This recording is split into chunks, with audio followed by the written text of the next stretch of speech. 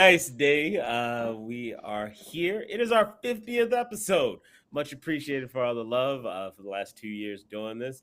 PJ was here with me from the very beginning. TC's been awesome to have on, and we got Waj probably joining a little bit later. But want to thank everybody for giving us some love. How you gents are doing today?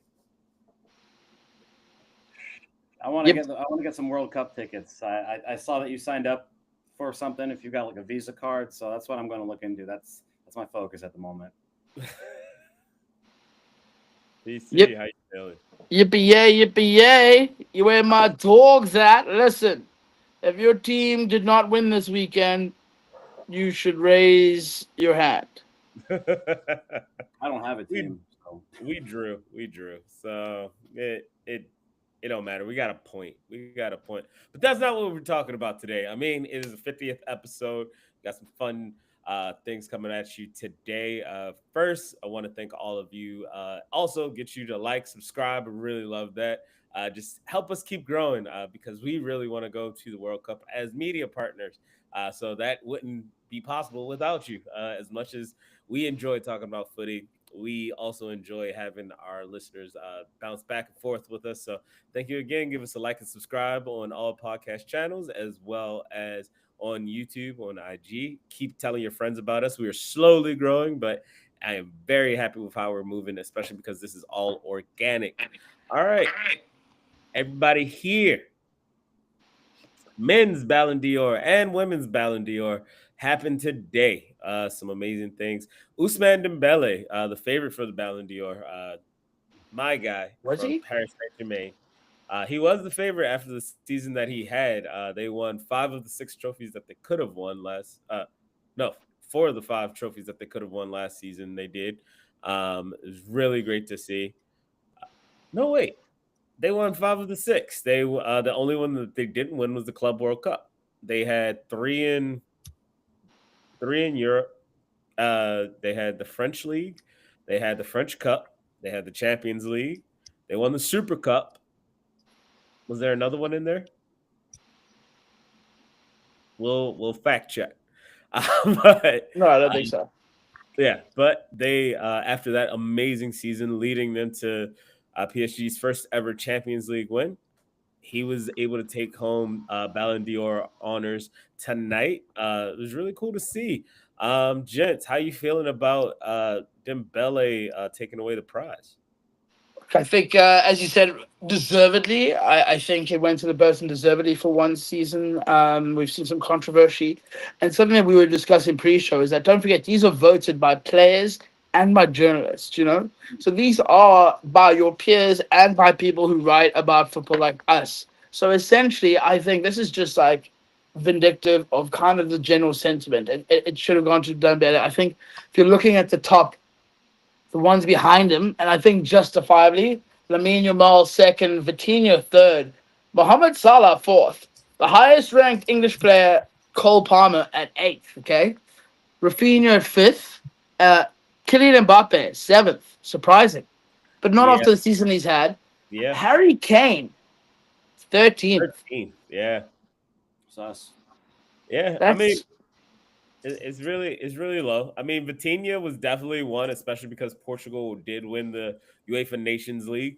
Lamine Yamal, the honors that he had for Spain, their team winning the Euros with Spain. Mohamed Salah, he did do a lot of great things with Liverpool and with Egypt, but he wasn't able to take home all the honors such as Dembele did, winning domestically and within UEFA. So it's definitely tough. And like I said, Waj is here as well. He just was able to join for the 50th. What it Good to is. have you on. Happy to be back, boys. Yeah.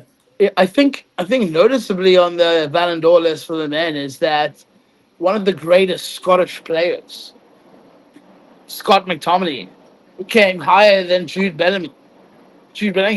You know, Scott McTominay at 18th, while Jude coming at 23rd. Yeah. Well, Yeah, that's it's crazy. it's it's weird because Real Madrid did not have a good domestic season last year. While McTominay did get Napoli to win Serie A over in Italy, and it was his first season playing over there, and he was the Serie A Player of the Year. So it's always tough. Like Kvaratskhelia, he came over to PSG. He won 2 titles in the same season with PSG and Napoli because he came over midway through the season. Because he did play those matches in the early of part of the season, he does get 2 winners' medals for 2 leagues, which is really dope to see. So, I mean, the only person I could possibly see someone winning would be Vitinha after the senior season that he had, but Dembele definitely deserves the honors here. Look, I think for a while we had a discussion about it being Lamine Yamal, possibly, Yeah. So I think, you're looking at the top 4 or 5 players, even Rafinha, undoubtedly could have won it, to be fair. And we'd all be debating for why they would have won it. He's not doing well with Brazil, though. I mean, to be fair, sometimes it really doesn't count. It doesn't seem to be like, I think, in all honesty, I think you have to look at what they've done individually as well as what their team has done and the contribution they've done to that. And that's what they look at as well. I mean, both internationally. Look, Salah, because he's never going to perform very well with Egypt, I lie. That's a lie. That's a huge lie. I was like, that's a big overstatement. That's a big overstatement. Because we've had this discussion, the competitions that Egypt play are disregarded amongst the media. That's what I meant to say. Because it's disregarded as lower competitions, and we've had this discussion. It will always seem that even if he does well with Egypt, which he is going to do so often, the exact opposite of what I've said, it's going to seem like he's, but he's doing it at CAF. Right, and the CAF is a lower grade, but at the end of the day, Salah had an amazing season, but he's also getting older, and it's. I personally think, what did he place again? Fourth. He placed fourth. Yeah, he placed fourth. He still had an amazing season last year, but to your point, did he do as well with the CAF? Just in general, that Egypt, they went exactly where we expected them to go with having the team that they have. I mean, Egypt is actually a very strong team worldwide, but particularly in Africa. But Mo Salah getting fourth, I think that's pretty warranted, especially compared to what Dembele did last year. Yeah, I mean, with Dembele becoming only the second black player to ever win this award, other than George Weah, also African player coming to play in the French league. How monumental is this so far for athletes within Europe and how they're viewed by their peers as well as journalists? I think it's a massive talking point to bring up. The fact that he is the second black and African player to win the Ballon d'Or since George Weah is to me still baffling. I mean, yes, Messi and Leo and Cristiano, ruled it for years, but with the likes of Drogba and Henry, particularly those 2 players, I'm still shocked that no other black player had won it. So I think it's a massive pat on the back for black and African players and players of the diaspora. I'd love to see who could be next, but definitely don't tell the French president that you said he was an African player. Don't definitely say he's a French player. So, and I think it's honestly it's a great moment for black players everywhere to see another brother come up and get this award, because it's been a long time coming. If you had told me it was going to be Dembele, maybe even 2 seasons ago, I probably would have laughed at you. And now look at it. So, I mean, he's come through so much. I mean, just on his personal journey, he's done so much, come through so many injuries. I mean, teams he just couldn't gel with. And now, he had just a fantastic season last year. It's, a fantastic player to look up to whoever you are. But definitely, I mean, big ups to the brother for getting that. Yeah, sure. I was shocked to find out that he was only the second black player to win the award after George. Was George Weah also on PSG when he won it, or was he with AC Milan? Because that would be crazy. Interesting. I thought he was with Marseille about 30 years ago, right? Yeah, I thought he was on Marseille when he won that one, but that's a good trick. It was in like 95, so 20 years ago. Good question. 20 years ago. I mean, yeah, he was a PSG. It was either PSG or AC Milan, but that was 94-95. 95. Yeah, I think when we talked about it a couple weeks ago, I picked Salah because he was so dominant in the EPL. But Yeah. like the Black Hammer over there was saying, I don't know if because Egypt was, I don't know, they didn't like make a big run. They're not a big national team, although they could have a chance in 2026. I think he was injured in the last World Cup, so Egypt didn't really have a chance. So he might have a chance to prove himself on the world stage. But really good for Dembele to win it. Yeah. So, Before you go, I'm just going to do a fact check. George Weah won it while playing for PSG and AC Milan. Yeah. Wow. okay, hold on. Like, what about players like? I mean, was there Ballon d'Or when Pele was playing? No. Also, it was a European specific trophy back then. Pele, most of his stats were all South American. Okay, Focused. what about? Have you ever heard of a guy called Eusebio? No. Give us some knowledge. Portuguese player. Obviously, he played in 1965. You know, he won the Ballon d'Or in 1965 and was runner-up in 62 and 66. He played for Benfica. He's Benfica's top scorer. Due to the fact that Portugal, colonial roots, right? Like, he would be what I would consider.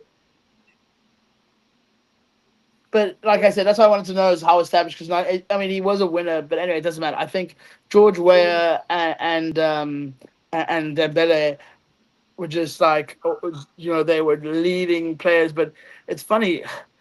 It's just, I guess it's a win for black players. I'd love to see more African players. More African players win it. I get it for Dembele, great, but I feel that, and this is not me being like, please, I think it's more about me saying like, there have been so many great African players. Like I was surprised Samuel Eto'o hadn't won it. Came second twice a few times.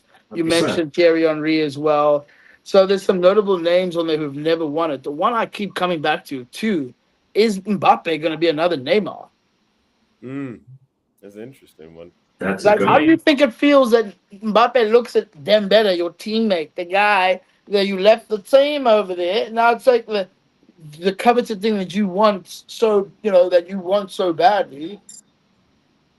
This guy scooped it up. Now look, when he walks in the French dressing room, it's like Ballon d'Ors to the left, the rest to the right. Yeah. You know what I mean? Especially with PSG too. Yeah, exactly. That's like the hard part. Like it's your French national teammate. You both won a World Cup, but we know that Mbappe was quite integral in winning that World Cup when they did. And now that he's left PSG, he's at Real Madrid, where he's supposed to be winning all of these awards, these individualistic awards. It's going to be really, really tough for people to kind of not look at him with like a asterisk mark, like, hey, you're great, but like, really, how great are you? Which is really crappy in this situation for him. Yeah, 100%. I mean, it's kind of like, and not to put these in like apples to apples, but it's kind of like when before Ronaldo's never won a World Cup, right?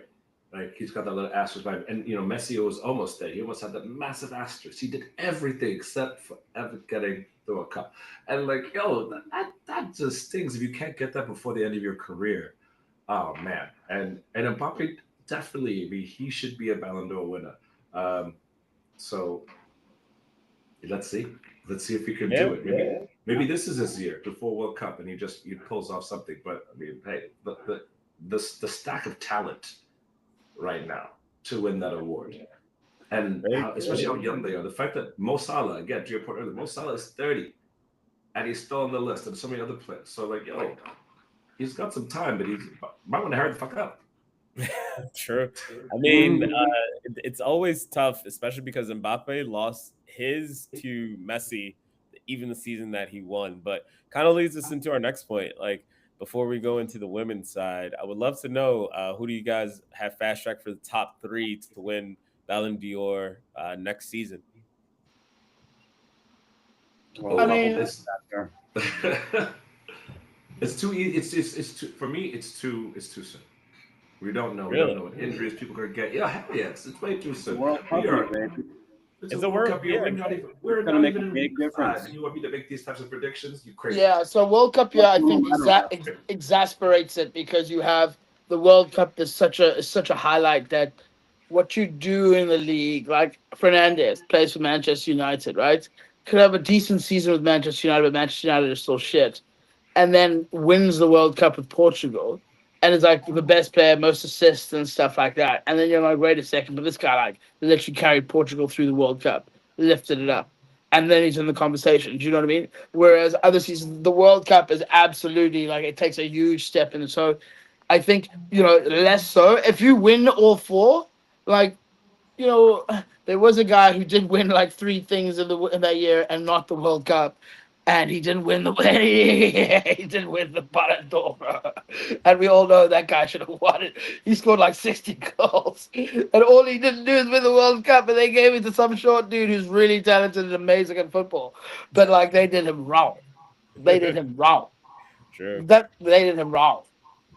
I mean, I'll answer my own question of who I think. I'm thinking Kylian Mbappe. I think he's got a really good chance. I feel as though it's World Cup year. Right now, he is starting off really hot with Real Madrid. So, really excited to see kind of where that goes. I'm looking at Salah staying up there again. Liverpool has just got a lot of firepower in the Premier League, and he's pretty much the driving force with all of their creativity. So, if they get really deep within the Champions League, he makes sure that Egypt gets pretty deep in the World Cup. I think he'll be up in that top three. And then my wild card, I will most likely throw in Erling Haaland. That's what I Now, was gonna say. yeah, I'm if he gets Norway sniffing into the World Cup, I think he's got a really good chance to make it out of the World Cup group stages. Like just start crushing some goals against some squads that aren't ready for like how he's playing. The way he's locked in right now, and we're go into it a little bit later. He is deadly in front. He's got the acumen to score probably up to 60, 70 goals this season across all competitions. So we'll see. So that's my third wild card in there. PJ, Harry you got Kane. Harry Kane. I'm gonna put Harry Kane in there based off that. What you just very similar. Are you putting Harry Kane in 3 times or? No, just because Harry Kane's also he scored. Harry Kane's on like 13 goals in 5 games as well. This season, he's playing.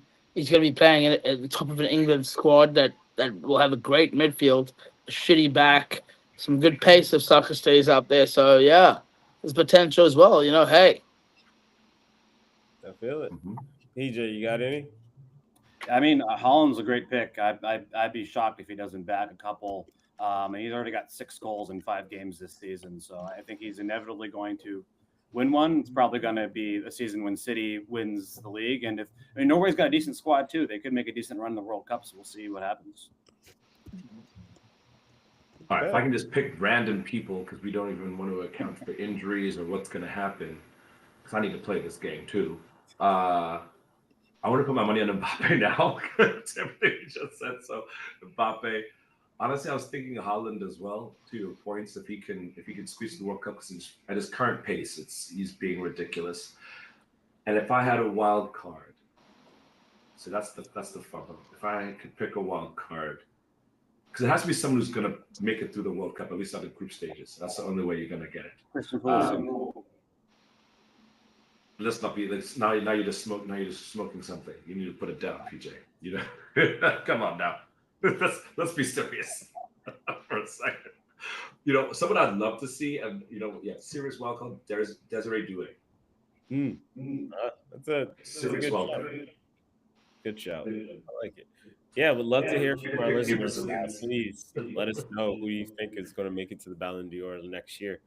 Now, onto the women's side. We have history as Aitana Bonmatí is now 3-time Ballon d'Or winner on the women's side. Former Barcelona player, Spanish player, killing it right now.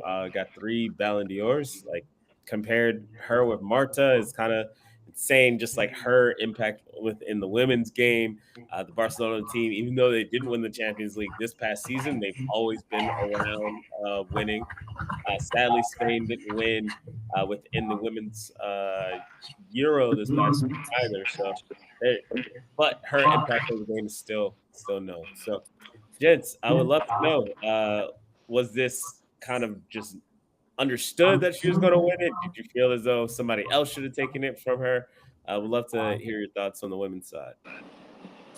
After watching her, I mean, I think after watching her in the Euros and watching her play for Barca, it was well deserved. She is Xavi and Iniesta mixed together. You know, she wears number 6. She plays great. She does the skill. She scores bangers.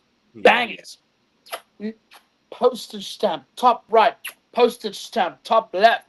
To be fair, like she would mark the shit out of everyone on this panel, and then some. So I think well deserved, especially like I said, and we just spoken about it. She had a very, very good season for club, and then an even better season for Euros. They won. So That's what I was gonna say too. Like, you know, with the Euros, first off, I mean, the Spanish team is just Barcelona basically, and you know, her stats are ridiculous. I mean, 83 caps, 31 goals, and she's not even really been in the senior level for that long. First off, secondly, we're looking at for club, 72 goals of 200, just over 200 appearances. Her stats are ridiculous. I just think the way she plays is honestly scary. And, you know, Marta's stats are amazing, but, you know, different players. And just the way that Bonmatí plays, I mean, it's honestly like, it's scary. Yeah. So scary. I also got to make a quick call out because TC did say that Spain won. England won the Euros this past. Oh, shit, yeah, that's right. That's what I said. I was testing you guys, and you failed. In my mind, I was like, no, it was England. I even said it in my Chloe Kelly with the win. Yeah, I said it in the call out like Spain didn't win. So it's all good. My bad. Yeah. Sorry, that was part of our trivia, everyone. We just wanted to see if everyone's awake here, okay? But I mean, on just to like kind of round up my point, like I think Leah Williamson probably could have gotten a shout. She only got 7 within this. Marta was 12th within this. Putellas, yeah, she's up and coming. Like she's got the assists, she's got some goals. Alessia Russo, really strong as well. Chloe Kelly got 5th. I thought she would have gotten higher. Caldente. I mean, Caldente just fucking did fantastic too. And again, that's like it's because I got the chance to go watch these ladies play at the Champions League final. And it's just Arsenal versus Barcelona. That is the top. Basically, the top 10 players almost for Ballon d'Or or nominees are Arsenal and Barcelona players. So, like their stats are, I mean, all of them is fantastic. But again, just going back to Bonmatí, I mean, at 27, she is just like she's just about to hit her peak, and just like I can't even wait to see what she's gonna do next year. Honestly. Actually, if I'm sorry, I was getting confused because you're right when you were talking about Russo. Russo won the Euros. Mm-hmm. She won the NWSL with her team as well. Bonmatí didn't because she missed it. She was injured a lot of the season. So to be fair, that might be a controversial one. I mean, winning it again when she didn't really play and win as much as other players did this season. I still think Bonmatí is a great player because she does postage stamp everything. But she was injured, and she didn't win the Euros, to your point. And she didn't win, I don't think Barca won they didn't win the Champions League. I was there. No, Arsenal won it. Exactly. So it was, I think Russo actually could have won. I mean, and Russo could have taken it. And Caldente, actually. She also won in the WSL and the freaking Euros. So on that basis, surely they would have had better shouts. Is this a case of just continuing like another Messi trend then in that sense? You know what I mean? question. That's a question. I don't know. Good question. It's interesting. Now when you start to put out the stats, you're like, wait a second. No, this is a messy story. Yeah. True. So before we wrap out with our Ballon d'Or talk, I would love to throw some trivia. It's our 50th episode. Let's try something out. So, which these top 3 countries have produced the most Ballon d'Or winners? List out all 3. Now, one is in a country that's not in Europe. So, Okay. I'll each give you one guess for your top 3. Okay. TC. I'll give you TC. Let's go. Brazil. Nope, you're out. What the? What are you talking? Wait. What was your question? I said the top 3. You didn't even. No, get sorry. the What right. was your question? Wait, what was your question? Which country has produced the most Ballon d'Or winners? Oh, And winners, I not you- nominations. Sure. No, I said Oh, winners. winners. Okay. Yeah. Yeah. But I gave you 3 countries, and I said one was not even in Europe. So you're out, TC. PJ. What are you gonna? How can I? No, I didn't. Yeah. Oh, Until the You're out. next round. This Until is the an next easy one. round. Argentina. Yep, they're right there. Yeah. I was gonna go with that one, A obviously. million of them, so Germany. Okay, that's 2. PJ. Portugal. You're wrong. Really? Oh. Yep. Actually, you're on a tie. I'm sorry, but Okay. Huh? Well, come on. How come people can wait, answer? wait. I only get one time. Elaborate here, Come on, you dog. said. No, it's because this it's a tie with other countries. So So okay, my turn. It's my turn now because no, it's everyone else Waj's is. turn again. It's still Waj's No, turn. it's back to me, sir. Yeah. Because I'm gonna go once. Oh man, I'm gonna go with France. Okay. PJ. Wait, hold on. So wait, how can it still be going back to these guys? Why am I out? Because the top 3 is actually a top 5. So why am I out? Why does it keep going PJ and Waja? Because Brazil's not even in the top 5. Okay, so I still get another chance. You can't ask me one. You can't ask me one question and these guys get 5 each. That's bullshit. Because they're right. They're right so far. He was no you. Oh, It's all good. PJ, you got one more country. All right, so we said we You have said Argentina. Argentina. You said France. You said Germany. You said Portugal. There's one And more. Portugal was a tie, right? Well, all of Argentina has the most at 8. France, Germany, Portugal at 7. Another country has 7 wins. Which country? England. Nope, you're out. Ooh. Spain. Nope, Oh. you're also out. Woo! You see, do you want to come in and scoop for this last one? No, he's Okay. disqualified. Yes. Okay. Finally. So these guys get to have 5 chances. I I get guess DQ'd is back in. All right. Okay. You get one chance. You only get one chance. Did you say is it I in said Europe? Argentina, France, Cancel. Germany, Portugal. There's one more that has 7 wins. And it's not England or Brazil. I know it's not England. It's got to be. And we said Germany, so it's got to be. shit. And you said Spain, so then it's got to be freaking. I know where it is. Netherlands. Yeah, you got it. Yeah, it had to be Netherlands. I was honestly thinking you were about to say Italy, so. But yeah, that is the Ballon d'Or trivia right there. Good one. Appreciate that. Yeah. All right. Now on to our next topic.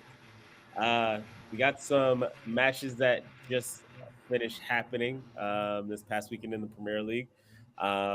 Let's start off with the only team that won on the panel, Manchester United. They were able to defeat Chelsea 2-1 in a torrential downpour in the city in Manchester United at the Theatre of Dreams, or the wet spot of Manchester. What spot of nightmares? Yeah. TC, we'll love to hear your analysis of the match. You got all 3 points. You guys made it very difficult on yourselves with Casemiro getting his own red card in the 47th minute. But early on, you created a lot of pressure. You had some really good pushes. Chelsea went down to 10 men with their goalie getting a red card. in the 5th minute. So, how do you feel about that match? And do you think this is a springboard for your squad?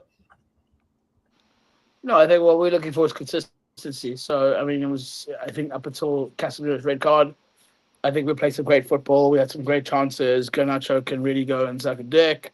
Um, I think, we like I said, we were they were unfortunate to go down in the fourth or 5th minute, which really allowed us to kind of play and have the pressure off, and we got 2 goals, and then City, which is very controversial. I really don't know if a second foul should have been a second yellow, but that's football for you. I think we maybe should have taken him off earlier and put on Agate and then Kobe, but I think it is a springboard. It was nice to take down a top 6 team after playing a couple of so far this season, and especially after losing to City last week. So really, like I said, what we want to do here is just build on consistency. What we want to see is consistency on matches. There's a gentleman at Manchester United, a supporter, who is growing his hair, Yeah. and he's not cutting it until we win 5 games in a row.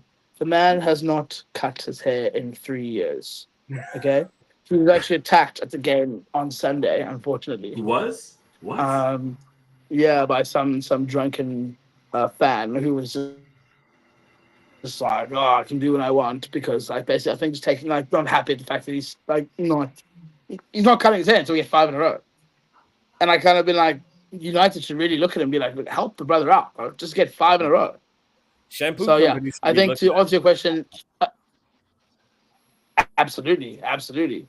A springboard, one that we want to build on, Eric. We don't have any other competitions to worry about, in all honesty. So I feel it. Honest Yo, analysis there. that first red card, I have to say, that was one of the most ridiculous fouls and no most unnecessary. And yeah, you can blame it on the rain, whatever. People are gonna blame whatever. That was just dumb. Yeah. That was absolutely stupid.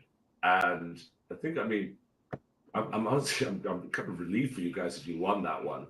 And you deserve that goal, especially for was it Fernandez scored the first one, right? Yeah, Fernandez scored the first one. Um, and he the did, yeah. second foul was just so unnecessary. Um, but it was really on the yellow. That was just stupid. But I'm so glad you guys got the clock back, because that was one of those games you wanted to see. When it went 1-1, you're like, really, really, guys, you're gonna let Chelsea take you after all this? Like you had your golden ticket, So you guys clawed it back. Like, congratulations for that. But damn, Yeah. you had to work for it. Yeah, you definitely have to work for it. It went down 10-10. Yeah. I'm want to just focus on managerial push right here. Maresca, what are you doing? Why would you go down and take out some of your best players? You could have just waited out, at least waited those subs until half to make them.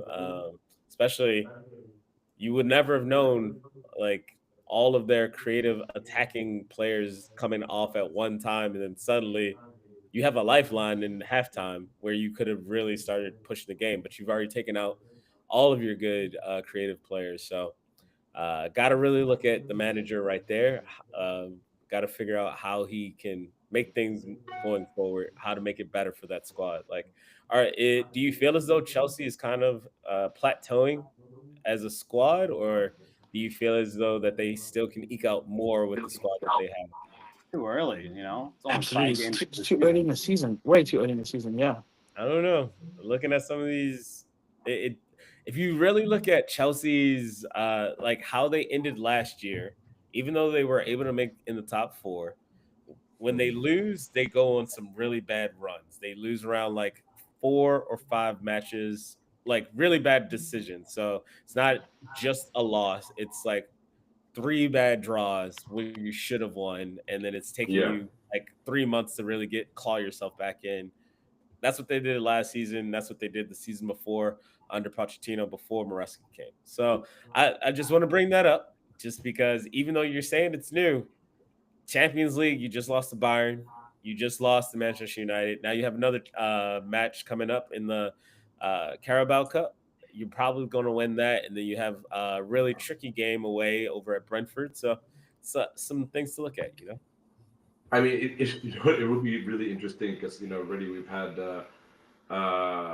Manchester United's cock up in the Carabao. But if Chelsea, for whatever reason, if Maresca choose to bring on, his younger players and rest his more, his talented players against Lincoln City tomorrow, and they lose or they scrape by with the win, then that will be that fine. Now we can call alarm bells. But yeah, they should comfortably win tomorrow, and then what they've gone to Brighton. If they don't go, I mean, because they got Brighton, then Benfica, then Liverpool, right? So it's their next 5 games actually, because then Forest next. Like they have to keep themselves together, and Maresca can't be pulling anything like that he just pulled, because the players come on. There's another red card like that, 5 minutes in. Okay, now fine. Let's call some more. Let's ring some alarm bells. For sure. All right. Next match up, we are going to go to Arsenal versus Manchester City. Manchester City went up. Erling Haaland, as we said earlier, was able to score in the 8th minute. And we saw something that we haven't seen since 2006. This was the least possessed game for a Pep Guardiola squad since the Champions League in 2006. They had around 36% possession the entire match. Arsenal had to make some subs to be able to claw back within a game where Manchester City, with 11 men, defended for their lives. It was really great to see someone really try to force us to break down their low block. He came up with a game plan, and he was just like, "You're not going to beat us the way that you think you are. We're not going to make it open. We scored our goal. We're just going to do this." Also, have to remember that Arsenal played Champions League on a Tuesday, so they had way more rest, while Manchester City played their Champions League game on a Thursday. Less rest, was able to go up, and that's when they decided, let's hunker down. So really happy that Martinelli was able to score the late goal to tie the match, but as well it being assisted to by Eberici Eze. So really great to see that happen. But there were a lot of things that I did not like about the match. Arteta, that was the first time I've ever, in my 6 years of watching him mold the squad, really question it. I remember for the longest time, I had to talk people off the ledge of, hey, this guy might not be the guy. And I just said, no, you just trust the process. We got a chance. This weekend, when we're playing at home, we're playing a squad that is less rested than us. I was like, I don't like this midfield. I don't like having some of our best attacking players on the bench. Trossard on the left, Mourinho in middle. I don't like it. And we've seen it not work. So this is the first time I was actively against it. So Waj, we'd love to start with you. What were your thoughts on the match? Yeah, first off, the dark arts, legit. Pep took our strategy from last year when we went 1 man down, 10 men, and we hunkered down to have a low line. And he legit did it with 10 men and just, sat back. As you said, they had their rest. They didn't have as much rest as we did. I did not enjoy the match. The minute that, I think it was Reinders who gave the through ball to Haaland, he just sped off, gone like a bullet. Saliba had just come back and just could not even, couldn't do anything against that. Him and Raya were just out of spot, out of place. I'm glad that Eze could give that amazing pass over to Martinelli. That was some beautiful play. In the back, honestly, the last 2 goals that Martinelli has scored, where you're like, oh my God, Martinelli has the ball. He's not going to get it. Chap, he came through in the Cobra clutch this time, especially against that Dark Arts and Donnarumma. Donnarumma looked like a bumbling buffoon. And how often can you actually say those words, right? Mm-hmm. So there's that. But to your point, I did not like the midfield either. Didn't want Trossard on the left. Didn't really know what was going on there. And it just felt like when we don't have Odegaard in the middle, that Arteta's just kind of throwing spaghetti on the wall and seeing if it sticks sometimes. Yes, we get it. Zubimendi and Mourinho are friends, and then we had Rice, but there was no creativity through the middle. Doesn't look good. And then Gyökeres was just he had nothing. He legit had nothing the whole match. I mean, I didn't see how many touches he had, but I know the number's low. I felt bad for the man. I was like, yo, we brought you all the way over here. We made all this fuss to bring you here. And now, yeah, and yes, and he scored he scored 3 goals so far, but damn, like we were promised something, and we are not. He's not getting the delivery he needs. So is that because Odegaard isn't here?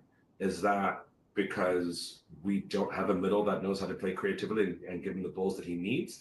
Um, I got a lot of questions. I got a lot of questions. But when I see Marino, and even when we sub off Gyökeres to put Marino up front, I'm like, yo, we have a problem. Like, yes, he scored his goals. Yes, he scored a hat trick last week at international, but he's still not my striker. Like, and so that still concerns me. If Gyökeres can't score, yes, it's been clear that we can score from our wings, the likes of Madueke and Eze, and obviously Martinelli has done it, and Saka's back. But like we need that power to the front and that creativity in the middle, or we are gonna get really, really fucked over this season. Yeah, yeah. So that, but we clawed it through, and I think if anything, that showed the resolve that we didn't back down. It wasn't like the last match where obviously we completely dominated and took over. I mean, we got a revenge. So I'm sure that both teams were going into this match being like, this is not going to be easy for anyone. And Pep's strategy of the dark arts, and to even take his Paduan's strategy and then turn it on him. I mean, that's some vindictive, real, psychological shit. And I mean, I loved it, unfortunately, but like, wish it wasn't against us. Yeah, but, yeah.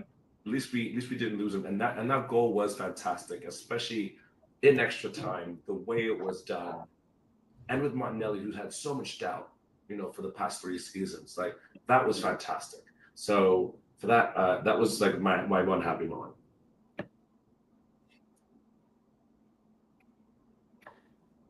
TC, I mean, you guys were worried about the midfield, but you had twice the possession of Man City. I mean, I didn't catch the game, but that seems like a little hard to believe. I mean, they're off to a great start defensively. They've only conceded 2 in the season, so that's got to be exciting for you, right?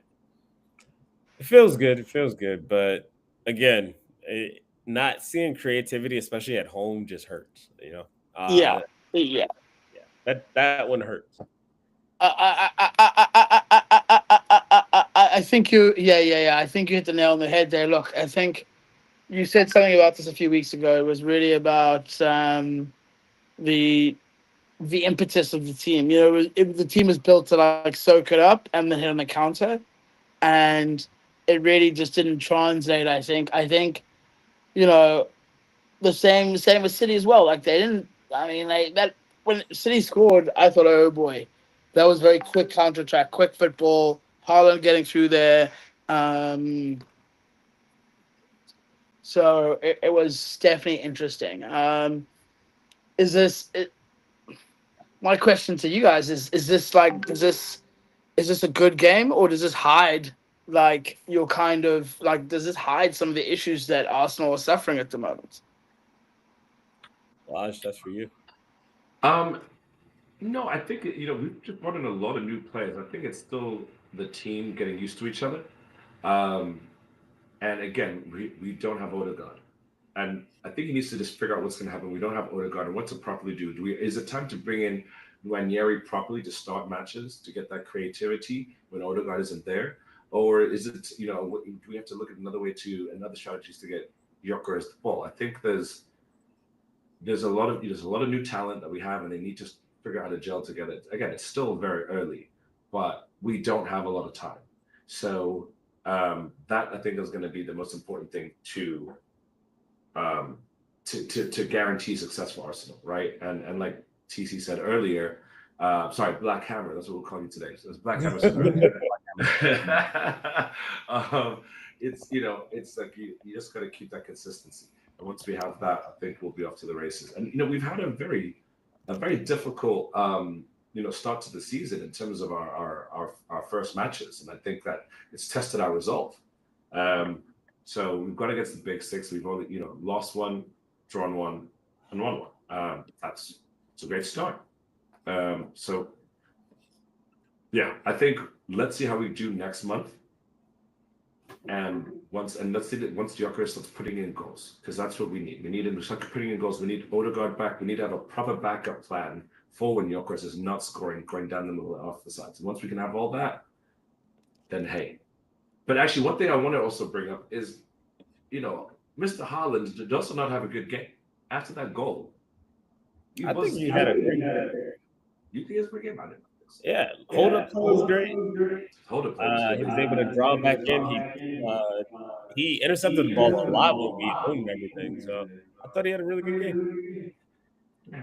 Agree, disagree. We can agree. But yeah, it's going to be very interesting moving on to the season. We'll see what Arteta is able to put out. So for these Carabao Cup tie this week, so we'll see what happens. Now we're going to end on a lighter note. EAFC, formerly FIFA, is dropping this week. I don't know if people have already gotten it, but would love to hear from everybody on the panel here, everybody that has played. What is your favorite FIFA song that you have? All of the FIFAs. What is your favorite FIFA song? That's what do. That's one from like 28 or something. Oh man, FIFA's had some great soundtracks. FIFA's had some great soundtracks. I think it's Mine. It's Blur. Can you hear this one? Yeah, it's that one. It's Blur. Yeah. Yeah, Blur is always a good one. Yeah, it's song 2. Take that off before we get copyright infringement. Turn that off before we got copyright infringement. Yeah, so yeah, my song definitely I think that was FIFA 98 when that came out, I believe. But I need to fact check on that one. But yeah, song 2 by Blur, absolutely best song. I would have to say my favorite FIFA song is Sunday Morning. I can't wait for Sunday Morning by Portugal the Man. It was from FIFA 18. I truly love that song a lot. Every day is Saturday night, but I can't wait till Sunday morning. I played that while also like trying to do all the drills when we still had like the open map, like when you open up the start of the game, and Ronaldinho was still possible to play in the very beginning. So that was the one that I enjoyed the most from FIFA. But with the game coming out, there's a lot of changes within it. They keep saying that they've updated career mode. I'm kind of interested to see how that goes. They have a lot of things that are going on with Ultimate Team. Zlatan, he actually this is the first time he's given his license to the game. Like now that they've done individual player rights, so he now can be within Ultimate Team without copyright infringement. So very excited to see, and would love to hear from you guys. Are you copping it? Are we doing a FIFA tournament for the channel? Like, what are we going to do here? I mean, of course we're getting it. It's the one game you're like, I'm not gonna get the new one. No, you're gonna get the new one. You always get the new one. That's what you do. We just give our money easily over to EA. I mean, especially after the last one. The last one was trash, absolute garbage, waste of time. Like that's one of the first times in a long time that I was actually like angry that I even had to play this, and the fact that I knew I had to wait another year before I could get a new one. I was like, I need to find a new video game now. Like you just ruined my my gaming for the year. Thanks, EA. I don't really play Ultimate Team. I'm a manager mode guy, and I love this. Making my legend and taking my club 20 years into the future. But it has gotten stale. It's gotten super stale, and I think they try to make some changes to the new season. The version from last year, and it did not go well. It was trash. So they've promised us better. Even when they had the you could be a star. Remember that version? And you could take your player through like the story mode. Like even that was kind of cool, but like it all got boring. So EAFC has kept, has now said they're going to give us more. They've heard from the fans. If you saw that new commercial, and I'm like, did you though, or are you just taking that money? So I think big promises. It comes out in less than a week, I believe. Big promises. There's been decent reviews, and I'd like to think that either Zlatan wouldn't put his likeness behind something crap. He hasn't done. But yeah, I'm not sure about that one. I feel you. Well, I'm down for the game again. I'm excited to either play some squads with y'all or meet you all again in 2 years. Because last time Listen, no, both of you for 3 years, so that's all I want to say. Okay, we are going to have a Dem Boys barbecue FIFA tournament. Okay, we can have multiple. What I'd like to do is we can bring 2 stations and then 2 screens, and we have so it's like two games going on at the same time before I disembark. So, i.e., this fucking weekend. All right. Okay. I won't say no. So we have to play 05. I don't think anyone's got 06s. We all play 05. I'm going to beat you with USA. What did you say?